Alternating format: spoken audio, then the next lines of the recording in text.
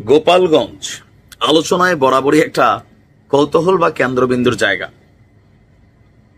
গতকালকে ফেসবুকে একটা ভিডিও ভাইরাল হয়েছে, এটা গুজব, এটা একটু আমি বলে রাখি।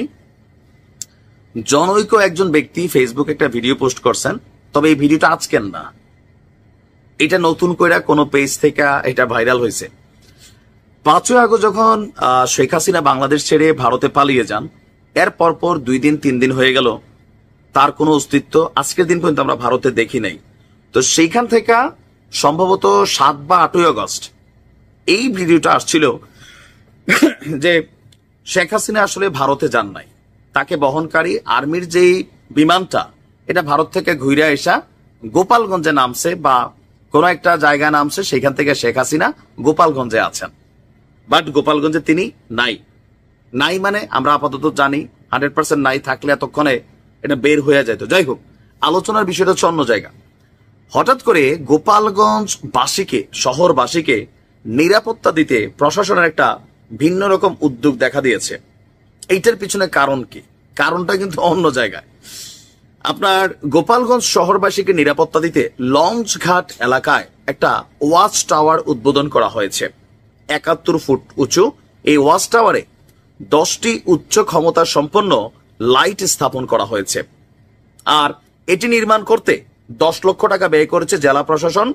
আর এই লাইট অ্যাপসের মাধ্যমে নিয়ন্ত্রণ করা যাবে, আবার ম্যানুয়ালিও নিয়ন্ত্রণ করা যাবে। জেলা প্রশাসকের বক্তব্য যে এই ওয়াচ টাওয়ারের মাধ্যমে চারদিকে 150 মিটার এলাকা আলোকিত থাকবে এবং কি আগামীতে এই ওয়াচ টাওয়ারে উচ্চ ক্ষমতা সম্পন্ন সিসি ক্যামেরা বসানো হবে। এটা কেন করা হচ্ছে? শুধু একটি নয়, শহরকে নিরাপত্তা দিতে গুরুত্বপূর্ণ যে এলাকাগুলো আছে সেখানে এমন আরো বেশ কয়েকটি ওয়াচ টাওয়ার বসানো হবে আর সিসি ক্যামেরাও বসানো হবে। এটা খুবই ভালো উদ্যোগ। 2টা কারণ আমি বলি।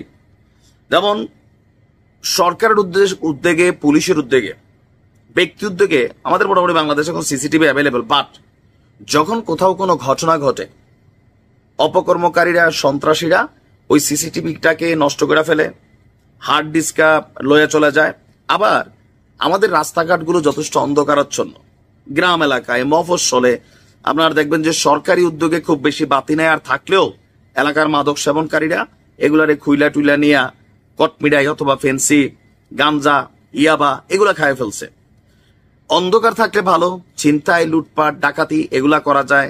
আবার নির্দিষ্ট কোথাও কোনো অপকর্ম করতে গেলে বিদ্যুতের লাইনটা, সংযোগটা বিচ্ছিন্ন করে দেয়, এতে সেখানে অপকর্মটা করতে সুবিধা হয়। এখন যখন ওয়াচ টাওয়ার 71 ফুট উঁচা, আপনি চাইলেই এইটার ক্যামেরারে আপনি বন্ধ করতে পারবেন না, চাইলে আপনি যে কোনো একটা এলাকায় অন্ধকার করতে পারবেন না। কেন? এটা অনেক উঁচু, ওইখান থেকে আলো ফেলা হচ্ছে।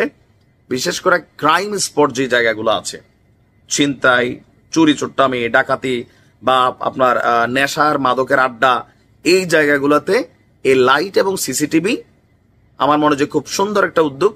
শুধুমাত্র গোপালগঞ্জকে নিরাপত্তা দিলে হবে না, সারা বাংলাদেশেই আমার মনে হয় যে মফস্বলের এলাকাগুলো বা গ্রামেরও বেশ কিছু গুরুত্বপূর্ণ জায়গা আছে, বাজার ঘাট, এখানেও এই সিস্টেমটা অনুকরণ করা উচিত।